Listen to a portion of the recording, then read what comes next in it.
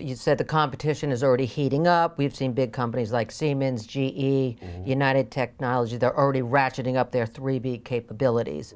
So do you think smaller startup companies are going to do just as well? Who's going to win that race? Yeah, it's hard to tell because there's some really great companies like Desktop Metals, for example, or Form Labs, that both of whom are in the Boston area, and both of whom became unicorns. They became billion-dollar valuations, and but the question is whether other big players will come in and club them.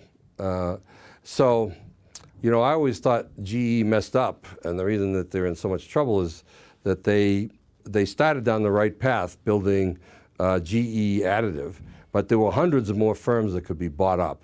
And they could have rolled up that industry and been a dominant player in additive manufacturing, not just in the high-end metals, which they do right now, but also in the regular metals and in plastics.